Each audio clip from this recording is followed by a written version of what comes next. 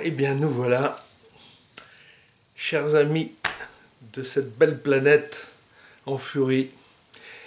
Nous sommes à l'approche du temps de l'épiphanie. Alors j'ai choisi de me rapatrier ce matin après la pratique matinale dans le grand dojo que vous connaissez maintenant, que je vous ai présenté pour les vœux 2021. Je me suis rapatrié ici dans un petit recoin plus douillet, plus calfeutré, où ma foi m'entoure des livres, des cahiers. Et alors, j'ai reçu, je vous en remercie, des messages avec bien sûr des exposés de situations, de tristes situations, en ce début d'année déjà, pour faire suite à 2020. Mais c'est le temps de la lumière, le temps de l'épiphanie, que ce soit depuis l'Antiquité, en passant par les croyances qui sont plus proches de nous, celles qui nous ramènent à la naissance du Messie, passe par la notion de lumière. Alors, la notion de lumière, je vous dresse encore une fois, sans aucune préparation. Le professeur Tsuda nous avait appris à conduire la pratique du mouvement régénérateur sans préparation aucune. De telle manière que depuis plus de 43 ans maintenant, je n'ai jamais fait une seule séance sans avoir préparé quoi que ce soit, qu'il y ait d'ailleurs plus de 50 personnes, ou qu'il n'y ait que de petits groupes d'une dizaine de personnes. Aucune préparation, de telle manière à livrer, à donner à chaque personne ce qui doit être donné dans l'instant T, en fonction du terrain de chacune et de chacun. Alors, en ce temps proche de l'épiphanie, ce matin, dans cette pratique glaciale, mais avec beaucoup de joie, au fil des tirs, du tir intérieur, ce matin, j'ai eu la grâce de tirer 11 flèches avec le 32 kg force. Pour ceux qui connaissent un peu la dynamique des arcs, ça vous donne une idée de la puissance de ces arcs, puisque les chasseurs utilisent des arcs de 30, 40 kg force avec des poulies pour justement qu'ils soient en mesure d'ouvrir ces arcs sans difficulté. Dans le tir intérieur, il n'y a pas de poulie, il n'y a pas de viseur. Et c'est ce qui fait tout le charme de ce tir. On commence avec des arcs extrêmement faibles, on amène jusqu'à une série de 15 flèches. Quand les 15 flèches commencent à être tirées avec beaucoup d'aisance, sans force musculaire, à ce moment-là, on passe à une puissance supérieure. Et on grimpe de marche en marche. Eh bien, voilà, depuis le milieu des années 70, je me suis intéressé à ce travail du Kokyu-o, c'est-à-dire du O-waza. Non pas la technique dans le sens de katachi, la forme, le moule uniquement, mais la technique dans son second degré. Maître Cassé, lui, nous fit travailler très peu de temps avant de mourir. Je me rappelle d'un stage particulier dont certains qui verront cette vidéo parmi mes frères d'armes se souviendront, en Écosse, en 2002, si ma mémoire ne me fait pas défaut, donc 2 ans avant son départ. Il nous fit travailler pendant de très longues minutes l'expiration concentrée, qu'on appelle aussi dans notre jargon Gassho-gyoki. Et lui nous fit travailler ce Gassho-gyoki. Alors, il y avait 300 stagiaires, 300 profs et instructeurs présents. Et en fait, beaucoup d'entre eux se posaient des questions de savoir mais qu'est-ce que fait Maître Cassé à nous faire travailler ainsi Alors d'abord, il nous fit travailler les poussées, voyez-vous, hein, comme il nous faisait travailler en técho, etc. Mais là, au bout de quelques minutes, il nous fit travailler sans toucher les mains. À tel point qu'après, quand on était attaqué, il fallait repousser les attaques sans presque toucher l'autre. Alors ça, c'est extrêmement intéressant pour moi-même qui me suis familiarisé avec ce kokuo depuis de très longues années, grâce à l'arc, parce que l'arc, on ne peut pas tricher avec lui. On peut tricher avec les autres, c'est-à-dire on peut faire croire aux autres qu'on tire avec un arc extrêmement puissant, et puis en fait ne tirer qu'avec un 15 kg ou un 18 kg, puis voilà. Mais quand on ne triche pas, quand on est honnête, et qu'on grimpe les marches au fur et à mesure, comme l'ont fait les maîtres de ma lignée, hein, je les recite, car ces êtres-là sont particuliers. Ils ont permis la transition entre le monde féodal, que vous connaissez au travers du film, bon, on va dire un petit peu utilisé, celui d'Hollywood, Le Dernier Samouraï. Bon, c'est empreint de choses véritables. Je peux en attester, puisque quand je vais travailler avec le maître Kuwabata Motonori, qui est toujours en vie, qui est dépositaire de la lignée Ittosai dans le sud extrême du Japon, face à ce merveilleux volcan très vivant qui explose 300 fois par an quand même, le Sakurajima.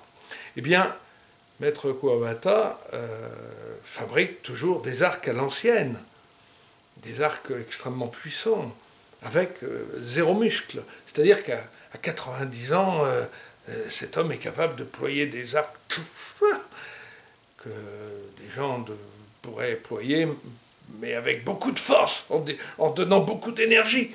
Là, non. Il s'agit, dans la lignée de maître Honda Toshizane, pour les citer, de maître Awa Kenzo, pardon. Maître Awa Kenzo, dont parle avec justesse le docteur Herigel, Eugène Herigel, qui partit 5 ans au Japon, étudier avec sa femme Gusti. Ils étudièrent tous les deux un art qui puisse leur faire découvrir, en quelque sorte, l'essence de ce qu'on nomme le bouddhisme zen. Mais les moines zen de l'époque leur ont fait comprendre qu'il fallait d'abord acquérir un art qui les amène à cela.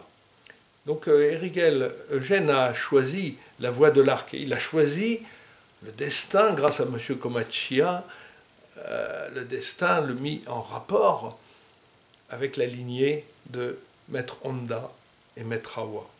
Des maîtres comme Hanzawa et Jiro qui ouvraient des arcs extrêmement puissants sans force musculaire. Alors quel cadeau, vous vous rendez compte, pour votre humble serviteur, moi qui ai commencé donc le Kyudo au milieu des années 70, on est en 2021 maintenant, et ce matin, quelle joie de pouvoir tirer 11 flèches avec un 32 kg force, avec la puissance d'un bébé. Et puis, en tirant ce matin ces flèches, d'un seul coup, une image est venue. Elle venait en réponse au questionnement, au message. Je songe au message de Julien, auquel je vais répondre là sans tarder, mais aussi aux transmissions de Jacques, de Sylvie, de Pascal, d'Éric, sur ce qui se passe en ce moment sur la planète Terre. Et bien sûr en France, ça va de soi. Alors voilà, ce qui m'est venu, et comme je suis un peu paresseux du clavier, vous ne m'en voudrez pas trop, mais comme je vous l'ai dit et écrit, je vais me limiter, ce que j'ai commencé à faire, à témoigner d'éléments pratiques qui sont en lien avec le quotidien. Car le Ameno Takemusu du Budo, que ce soit du Iaido, du Kendo, du Kyudo, de l'Aikido, du Karaté-do, etc., etc., tous les arts du guerrier en fait, ont un objectif qu'on ne soupçonne pas. Jusqu'ici, on est resté dans le rapport de force. D'ailleurs, observons, et je les comprends quelque part, c'était la même chose il y a 40 ou 50 ans. Les jeunes Budoka que l'on voit sur Bushido, sur les vidéos sur Internet, ont envie d'en découdre. Alors, vous voyez celui qui est fort en MMA ou en Systema et qui défie celui qui est censé pratiquer l'aïkido, le karaté-do ou le kendo, etc. Donc, il y a une volonté en même temps de partage, sur laquelle je vais revenir maintenant, que je trouve très bonne. Après, il y a au détour de tout cela quelque chose qui n'est pas toujours très juste.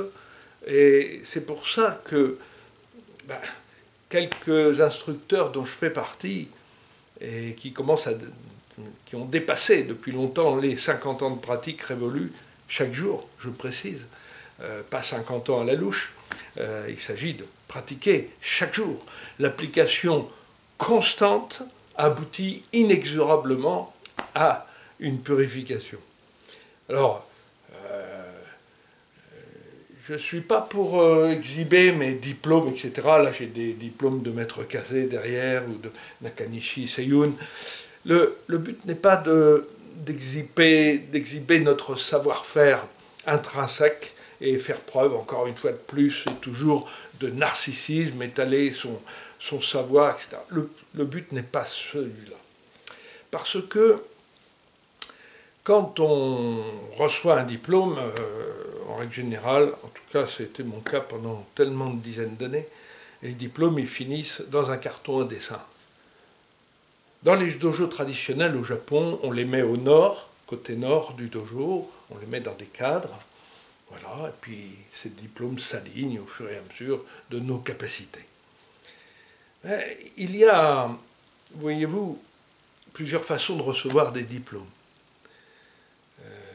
Moi, je me souviens d'un diplôme de Godan reçu en même temps que mon frère d'armes, Pascal Lecourt, qui m'avait, je l'ai déjà expliqué, qui m'avait aidé dans son dojo à me remettre en selle, parce que j'avais subi un accident de voiture très grave, duquel je suis sorti très rapidement, grâce à ma pratique du mouvement régénérateur inné. À la grande surprise des chirurgiens, des médecins, depuis le service des soins intensifs, en passant bien sûr avant par les urgences, après la chirurgie, la médecine. Bon.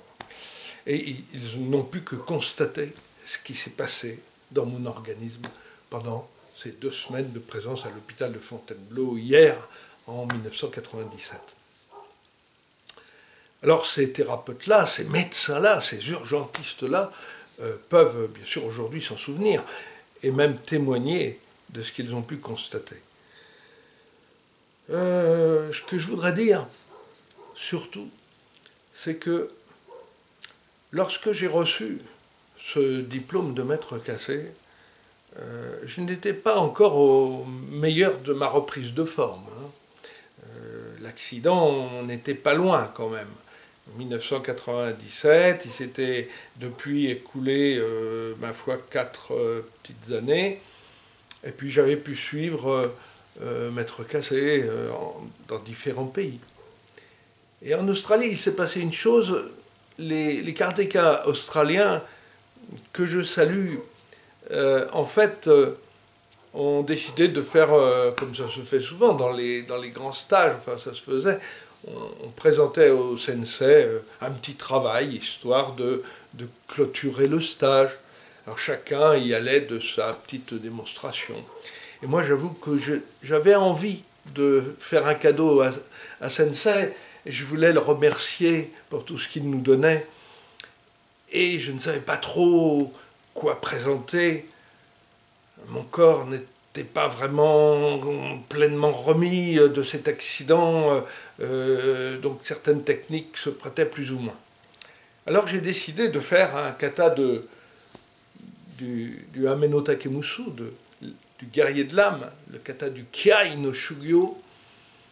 C'est un travail de Kototama Kiai extrêmement puissant qu'il faut répéter chaque jour. Il a été d'ailleurs vécu ce matin. Et alors j'ai présenté ce kata dans les 5 directions. Puis après, j'ai embrayé sur un kata que les instructeurs de karaté connaissent bien, qui est la synthèse des katas de Teki, Shodan, Nidan et Sandan de l'école Shotokan-ryu. Donc j'ai fait le Teki. J'ai vécu ce Teki avec le travail de Kiai que Nakanishi m'enseigna.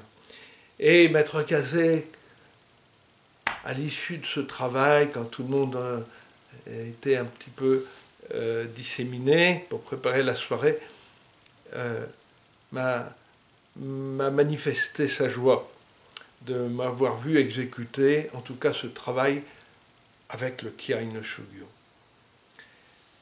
Et je sais aujourd'hui que ce diplôme que j'ai reçu quelque temps plus tard de sa part venait surtout couronner ce qui l'avait beaucoup touché, c'est-à-dire, outre le fait que derrière la technique du Budo, il y a son application au quotidien. Alors je vous parle de ça parce que c'est vrai que c'est triste sur Internet quand on voit les budokas qui se chichinent un peu le nez de façon un peu ridicule, il faut le dire, hein, entre celui qui est plus fort parce qu'il pratique ceci ou l'autre qui est plus fort parce qu'il pratique cela. Je voudrais vous dire à tous, moi mon Budo, Maître Kazé, je lui ai offert ma citation. Quand j'ai reçu la citation à l'ordre de l'armée pour avoir sauvé la peau d'un officier de gendarmerie à Beyrouth qui allait se faire exécuter sous mes yeux par un milicien armé d'une Kalachnikov. Et voyez-vous, tant qu'on est au dojo, ma foi, on peut être sanctionné pour des tas de raisons, parce que notre technique n'est pas ceci, n'est pas cela, voilà. Mais quand vous vous trouvez face à quelqu'un qui va vous tuer, quand vous vous trouvez, comme ça m'est arrivé, devant 18 personnes avec des rasoirs bien cachés derrière la jambe, et que mon copain Millet, s'il me voit, je le salue aussi, qui pratiquait beaucoup la boxe anglaise à l'époque, a eu la vie sauve parce qu'un simple petit haïchou l'a plaqué contre le mur. Ou alors, comme me l'avait souvent rappelé Maître Cassé, il me disait, Bruno, j'avais 24 ans à ce moment-là, il me disait, si un jour à Tokyo, à Shinjuku, faites attention, dans telle et telle rue, il y a des yakuza. Les yakuza, ce sont des gens connus pour leurs exactions. Ils n'hésitent pas à déshabiller les touristes, à prendre les papiers, à voler l'argent avec un grand couteau ou un revolver. Alors ça, il me l'avait dit quand j'avais 24 ans, mais je ne pensais pas qu'un jour, en 1985, lorsqu'il me recommanda auprès de Maître Oishi, Oishi Sensei étant un des instructeurs de l'ex-JKA, Maître Kazé était instructeur de la JKA, l'ancienne JKA. Et Maître Oishi, ma foi, a reçu une lettre de Maître Kazé qui me recommandait pour aller m'entraîner, tout simplement, à Komazawa Daigoku, l'université de Shirai Hiroshi Sensei, que je salue ici. Shirai Hiroshi Sensei, il détenait le record du Kibadachi avec quelqu'un sur les épaules. Quelque chose d'inimaginable, vous savez, ce genre de posture de cavalier de fer, où lui était capable de rester 6 heures dans cette posture-là. Nous, quand on y reste quelques minutes, on commence à appeler notre mère. Lui, c'était plusieurs heures. Alors, quand j'ai fait l'entraînement, je suis arrivé de l'avion. Certes, comme j'étais élève de Maître Kazé, ils m'ont pris mes valises, comme ils le font, vous savez, à chaque fois. Et puis après, il a fallu faire 3h30 d'entraînement d'affilée, avec plusieurs milliers de coups de pied, et puis défiler un par un, avec des jeunes.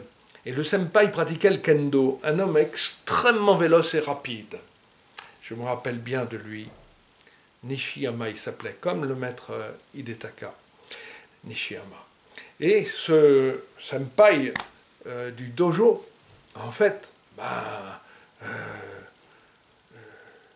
après les entraînements, on avait les pieds en sang. J'étais épuisé, j'en pouvais plus, je n'avais qu'une hâte, c'était de rentrer vite chez Sensei pour me reposer. Et puis surtout prendre soin de mes pieds qui étaient en sang. Je n'ai même pas pu prendre de douche tellement mes pieds étaient en sang. Et alors, ils ont tenu bien sûr à ce qu'on aille prendre un verre à Shinjuku, dans le fameux quartier. Et nous voilà partis avec tous ces jeunes de l'université, de la section karaté. Et d'un seul coup, j'ai entendu Nishiyama. Sa voix a changé. C'était plus la même voix, c'était plus la même qu'au dojo. Et là, il a dit en japonais, attention, il y a un yakuza. Et j'ai vu aussitôt le canon du pistolet qui sortait de la gabardine. Comment vous expliquer les choses? J'avais été confronté à Beyrouth à des situations analogues. J'ai eu des frères d'armes qui ont été tués, une rafale en pleine tête. J'ai vraiment eu l'occasion de vivre mon budo dans des situations extrêmes. Quand on est à 6 mètres d'une tranchée musulmane druze dans la montagne libanaise, vous comprenez bien qu'on vit des choses extrêmes. Et là, ce yakuza, j'ai été droit sur lui, sans sourciller des yeux, comme Sensei nous l'apprenait. Le yakuza a baissé son arme et on a pu continuer notre route. À la grande surprise de ces karatékas de Komazawa, Daigoku. C'est pour ça que Maître Kase aussi m'a remis ce diplôme un jour, parce qu'il était fier de ce que Oishi Sensei lui avait rapporté, de mon attitude, malgré mes difficultés techniques, malgré mes difficultés physiques, car je le dis souvent à mes élèves, et je l'ai toujours dit ainsi.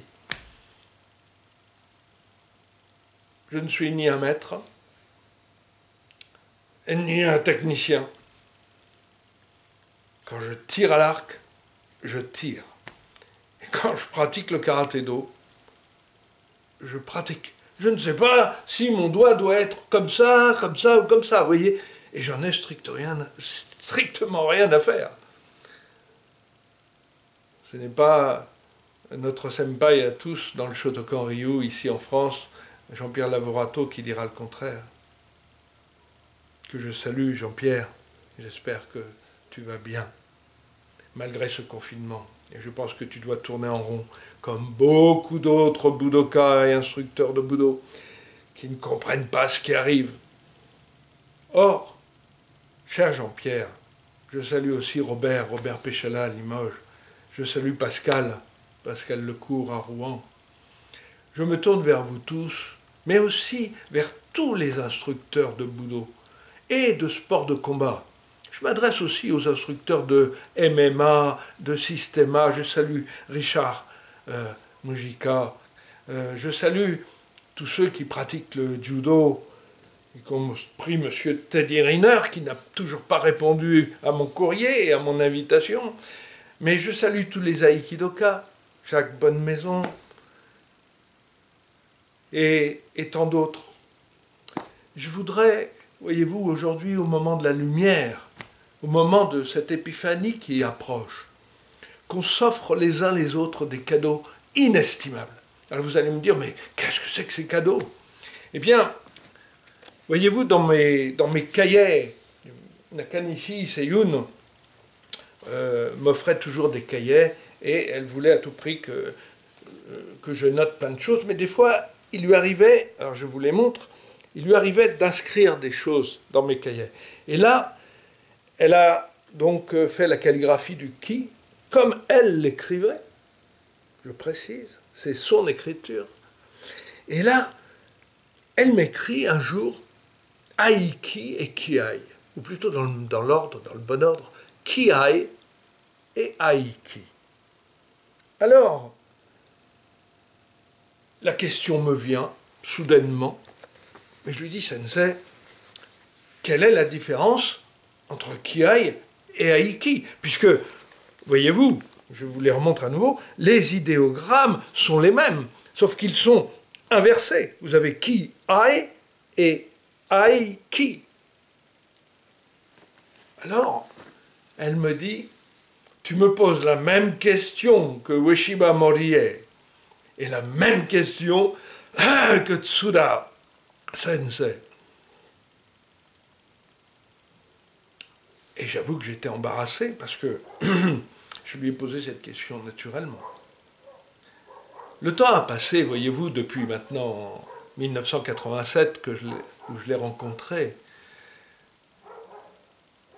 Certes, j'avais une formation Budo accomplie, puisque même dans l'armée, avec le capitaine Rath, à l'école interarmée des sports de Fontainebleau, hier, en 1971, j'avais participé au premier stage de karaté-do dans les armées. Et puis en 1974, sous les directions techniques conjointes de Guy Sauvin ou de noms connus, comme certains Tamburini ou notre ami Berthier, que je salue également, j'espère que tu vas bien. Grâce à eux, grâce à ces instructeurs de grande qualité, bon, j'avais passé mon premier degré d'instructeur fédéral de karaté. Et puis, bien sûr, la rencontre avec Kasei Taiji O-sensei a fait que, à l'époque, j'ai laissé tomber ma licence à la fédération pour suivre le sensei intégralement. Ce que je fis jusqu'à sa dernière minute de souffle. Alors, aujourd'hui, je voudrais, et je prends le temps, vous voyez, aujourd'hui, devant cette caméra, toujours sans aucune préparation, je voudrais revenir aujourd'hui, en ce nouveau temps de 2021, sur la notion de Kiai et d'Aiki. Le professeur Tsuda nous fit découvrir la pratique Aiki matinale. Il disait, vous sortez de votre poche une prise de courant imaginaire et vous vous branchez au cosmos. Kasei Taiji O-sensei parlait de quatrième dimension du karaté-do. Kotana Kanishi Takako Seiyu no Sensei, elle, depuis l'âge de 16 ans, où elle était sensei auprès de la police de Tokyo, dans le quartier d'Ibaraki, en fait, cette femme, pendant plus de 70 ans, forma d'éminents budoka, des kendoka, le maître Ueshiba Morie en personne, je vous l'ai expliqué déjà, dès 1939. Et surtout, à partir de 1941 jusqu'à 1948, une grande période intense à Iwama, où le maître Ueshiba put, grâce à cette femme, fonder ce qu'il appela l'aïkido. Alors, bien sûr, avec le temps, on l'a vu, les arts martiaux sont devenus vite des sports de combat. Alors c'est pas, je ne veux pas y mettre une touche trop péjorative, parce que sinon ça fait le monsieur suffisant qui considère les sports de combat. Non, je ne considère pas mal les sports de combat. Pour avoir été engagé dans les commandos marines béret vert français dès l'âge de 17 ans, je puis vous dire que je respecte énormément les sports de combat, puisqu'on commençait, nous, par le close combat à l'époque. Et j'en suis devenu instructeur, d'ailleurs, dans les stages techniques d'action commando.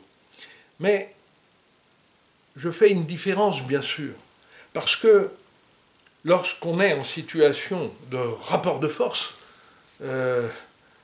on est dans ce rapport, en japonais, Tsuda Sensei rappelait la notion de ai-uchi.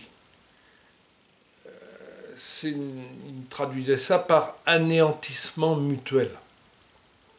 Par exemple, Si vous brandissez un couteau face à moi, je sors un pistolet. Si je sors un pistolet, vous brandissez un fusil. Si je sors un fusil, vous brandissez un bazooka. Et si vous brandissez un bazooka, je brandis un canon et ça n'arrête jamais. Et on en arrive au stade actuel, vous le voyez bien, depuis tant d'années,